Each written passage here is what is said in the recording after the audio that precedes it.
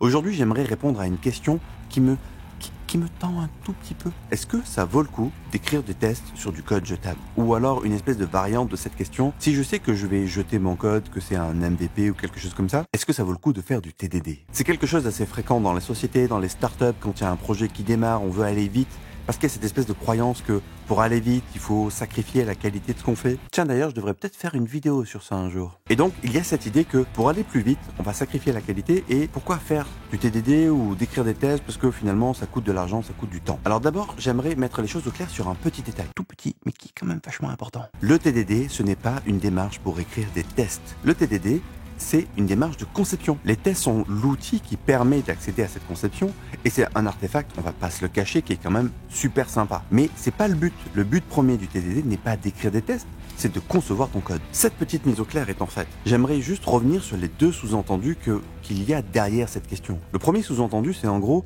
est-ce que ça vaut le coup de se casser la tête à concevoir du code qui est jetable? Oui, si ton code va mettre plus d'une heure à être écrit, moi je considère que ça vaut le coup de se poser un petit peu des questions sur la manière dont on va concevoir le code. L'autre sous-entendu, et c'est celui-là qui me contrarie un petit peu, voire franchement qui commence à vraiment m'énerver. Est-ce que le TDD prend plus de temps? Non! Non!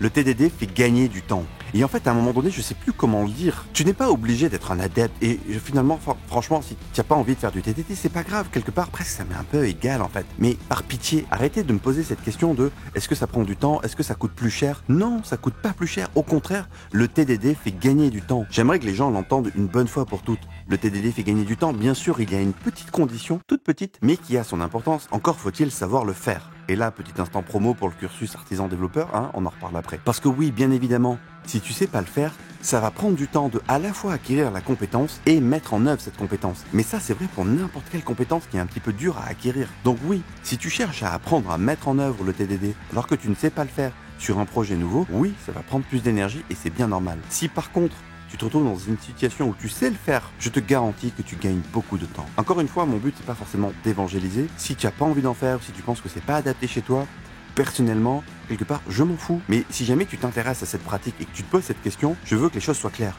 Oui, le TDD permet de gagner beaucoup de temps. Et pour finir, j'aimerais revenir sur cette notion de jetable. Et je vais être un tout petit peu taquin peut-être ou provocateur, mais j'ai envie de te dire oui, conçois ton code comme s'il allait être jetable alors que peut-être tu penses qu'il va durer. Je m'explique, il y a une vertu à concevoir son code en considérant que le code qu'on est en train d'écrire est jetable, et c'est celui de découplage. Parce que si tu considères que le code que tu es en train d'écrire est potentiellement jetable, normalement tu vas faire un vrai effort pour le découpler de ton code. Si par exemple tu es en train d'utiliser un driver et que tu sais que potentiellement dans quelques années ce driver va devenir obsolète, ou si jamais tu es en train d'écrire une classe, finalement quelle qu'elle soit, que tu penses être jetable, c'est aussi vrai pour les frameworks. Je t'invite à les considérer comme jetables.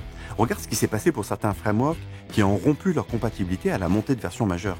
Tu l'as un peu dans l'os si tout ton framework est complètement imbriqué dans ton code. Donc encore une fois, considère que le code que tu es en train d'écrire, que toutes les dépendances que tu as sont jetables et tu verras, ça va t'amener progressivement vers une gestion de dépendances beaucoup plus fine, beaucoup plus souple. Peut-être que tu vas commencer à t'intéresser à des patterns comme l'inversion de dépendance ou à des principes d'architecture comme la clean architecture et je te garantis que ton code n'en sera que meilleur. Encore une fois, si toi aussi tu as envie d'apprendre à faire du TDD, si tu as envie de pouvoir accélérer sur ton développement, gagner en qualité, gagner en fluidité, gagner en sérénité aussi, je t'invite à venir découvrir le cursus artisan développeur dont je te mets le lien dans la description de cette vidéo. Bon, allez maintenant, cassez-vous. Ciao.